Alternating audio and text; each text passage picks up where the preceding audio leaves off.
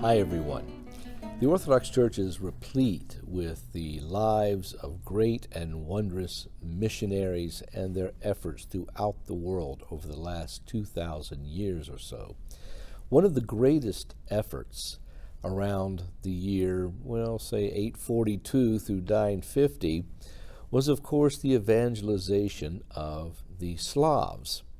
Now, there was a man named Naum, and Naum was someone who had been associated fairly early on with his two mentors that we know as Saints Cyril and Methodius. Naum also had a friend, Clement, and there were 3 or 4 others that formed a sort of band of disciples under Cyril and Methodius.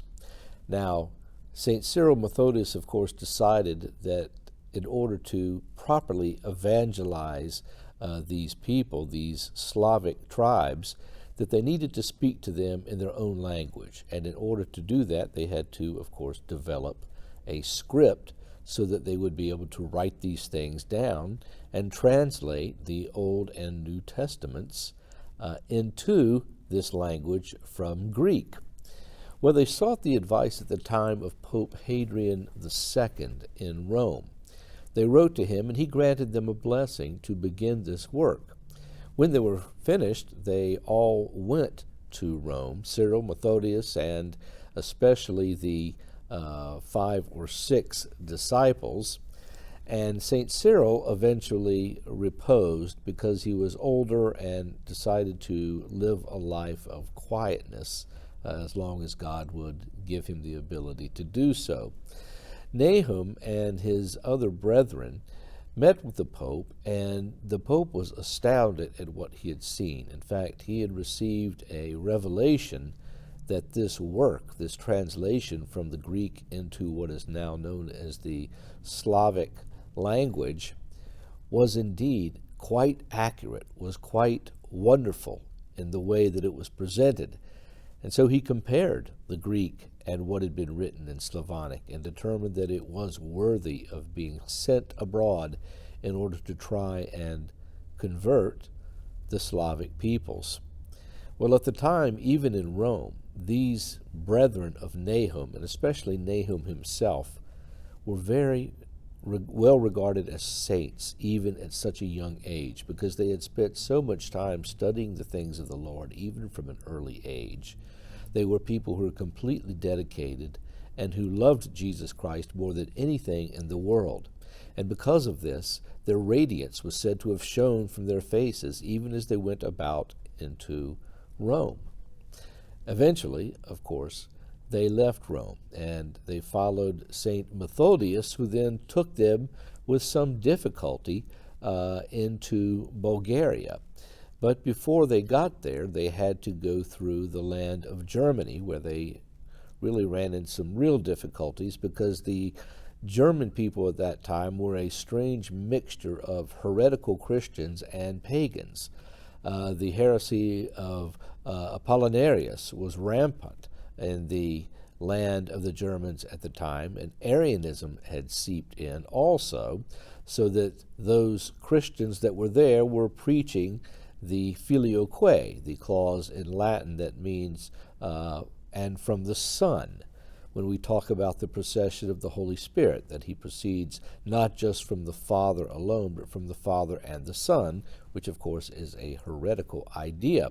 In Orthodoxy, it is only from the Son, as well as being given to us that way in the divine scriptures themselves in the New Testament.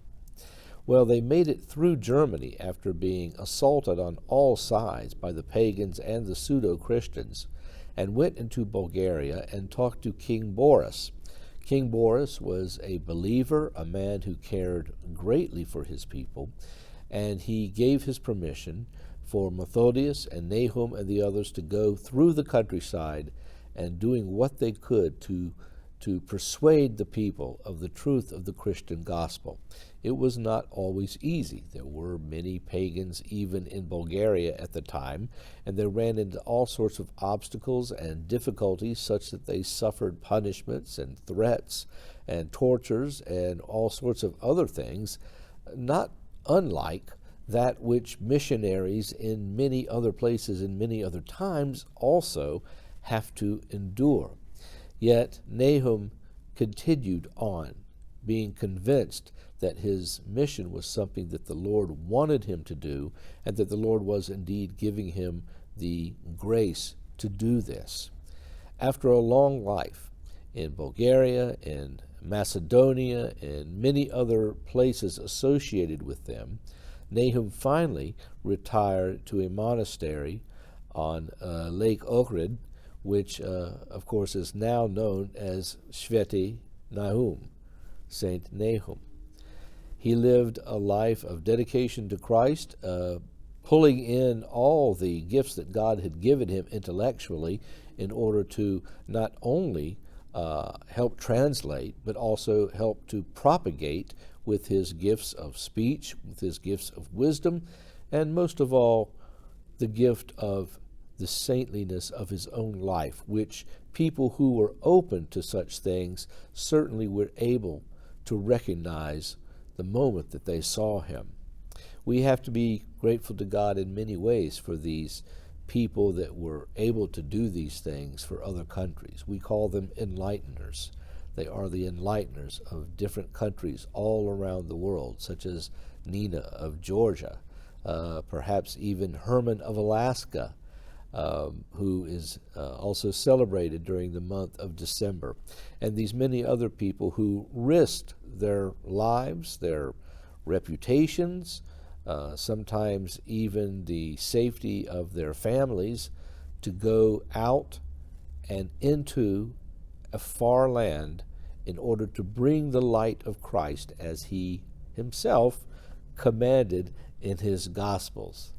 So we must be grateful for them, to ask for their intercession, particularly for those of us in a country like we are in today, and for those who are living in the United States of America, which are surrounded by circumstances very similar to which St. Nahum encountered in Germany.